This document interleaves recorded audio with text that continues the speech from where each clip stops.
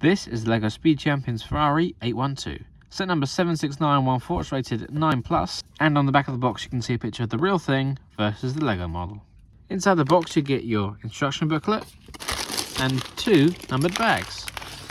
There's also a spare pack of the wheel inserts, so you can choose between different styles.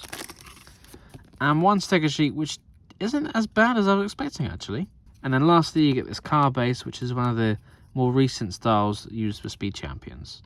I'm just about to start on the second bag, so we're halfway through the build, and this is what we've got so far.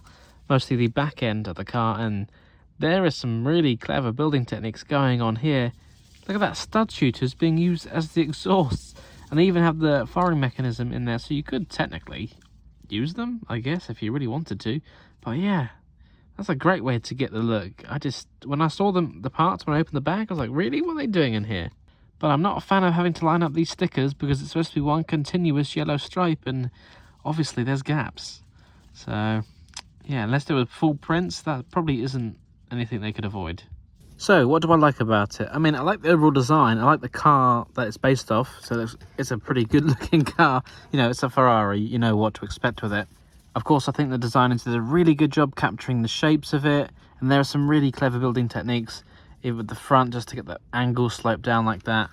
And then for the back here as well. And as I mentioned, the use of the stud shooters in there. Really clever. Big fan of that. There's a lot going on inside this, like to get all the intricate angles and things, and the use of the angled tiles and things. That was, you know, that's a great way to get the actual striping and shapes of the real thing. And the windscreen here has got a print on it. It's a nice high quality print, which is great, but there should have been more prints, because as you can see, you got the yellow stripe going down through here, and that's something I'm not a huge fan of because there's gaps in it. Now I was lucky to be able to kind of match up the stickers down the front here to get that pretty smooth, but then obviously you got a gap between that and the black stripe, and then again there's another gap, another gap, another gap, and now obviously it'd be a bit harder down here because at the angle and separation of the parts themselves. So unless it was printed on multiple sides, I can forgive that. But other instances, and for example this sticker here was really difficult to line up because that's an awkward place to put it given how you assemble these parts. Luckily there's no stickers there, so those black circles are prints. And then interestingly, on this 1x1 brick, you got a sticker on one side with the black stripes, but then this black grille, that's a print. So you know, maybe they can't do printing on 2 sides. And one more thing about the windscreen, maybe you can't tell too much on camera, but the shade of red that's being printed on here is slightly different. It's a bit more orangey compared to the actual red of the Lego parts. And then the colour here for the black sticker with the red, there's a little triangle cut out there.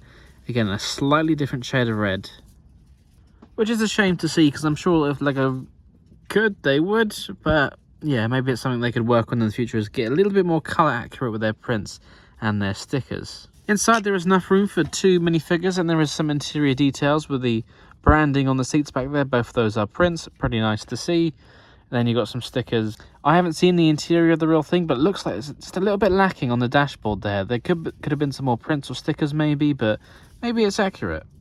And lastly, the headlights there are also prints as well. The car itself is really sleek, although I was thinking perhaps maybe it's a little bit too long actually, especially at the front here. I don't know, maybe it could have been like 1 stud shorter maybe, and that might have been a bit better. Because when you turn it on its side here, you think, oh yeah, that front is, you know, the length of the front is almost the same as the length of the middle portion there. So it's like, that could have been a little bit shorter perhaps. As for the minifigure, we get one included in this set. It comes with a helmet and a hairpiece with his Ferrari branded shirt. And of course, the all-important wrench. And then the spare parts, including the alternate wheel covers, if you want to use those instead. And another one of those branded Ferrari prints for the small tiles. Very nice. Overall, I do recommend this set. I think it's a very nice Speed Champions car. Perhaps, like I said, a little bit too long, and my real downside for it is definitely the gaps between the stickers. Because if you look at the sticker sheet, you can see where the rest of the colouring is.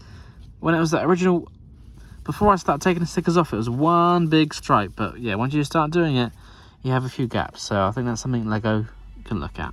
What do you guys think about this set? Tell me in the comments. I'll see you all in the next Lego review. Bye for now. Thank you very much for watching. If you enjoyed this video, don't forget to check out the other videos on this channel or on one of my other channels as well. And of course, don't forget to like, comment, subscribe and share with your friends.